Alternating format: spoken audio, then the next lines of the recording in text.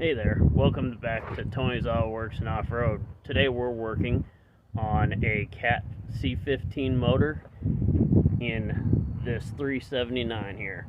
We're going to be removing the alternator bracket, and there are a few things that you got to remove before you can get the alternator bracket off. I'm going to show you the tools I'm using and everything you need to take off in order to get the alternator bracket off.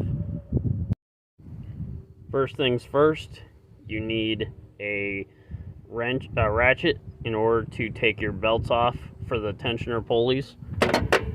You may want a nice big crescent here, or an all 16ths, and you got to remove your two regular pulleys and your tensioner pulley that are attached to the bracket. These right here are a 15, I do believe, and then this one's a 17. You're going to need to remove this line here, which is it's a 7/8. Sorry, my camera wouldn't adjust there. And you need an 11/16 for this one here.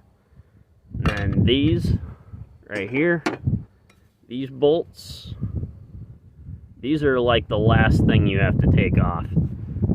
They are, if I could find my ratchet, these here are 1/2 inch, and for these bolts back here, they are a 14. You'll need to remove your alternator, and the alternator sits right there. These bolts are going to be a 17. You're going to see this blue hose here. You have to disconnect this blue hose from this nipple here, and up top here you'll see a nipple. This has a hose connected to it as well, and there's like a canister here. This will be removed from this bracket here, and that all needs to come out. These bolts here do not need to be removed.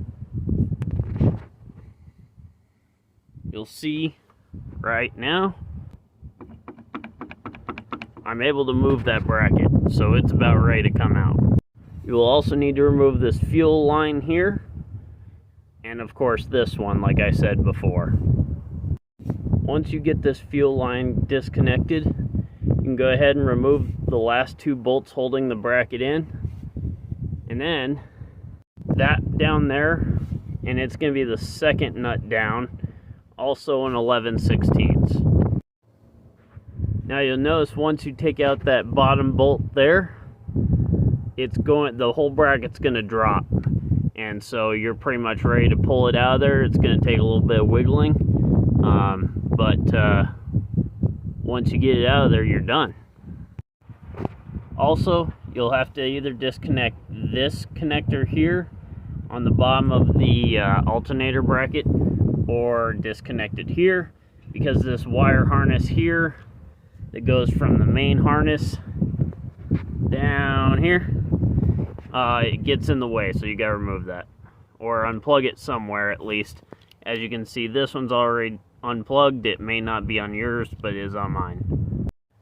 You may be able to get the bracket out of there without unplugging those two, but it will certainly help you. It would probably also be helpful to remove this air intake hose here, because as you can see, this bracket right here for that cartridge gets in the way, and so it makes it a little difficult to pull the bracket out. You can either remove the air hose line, or the intake air hose down here at the bottom, or up there on the top, and it's going to be a 7/16. And there's the bracket completely off of the engine block. I do believe we will have to take these out and keep this piece here, because this is where the fuel line goes in at the bottom, and then those two lines go in at the top. So that's just going to be another two 16mm bolts. And those will come out easy. And of course, for the rest of the process,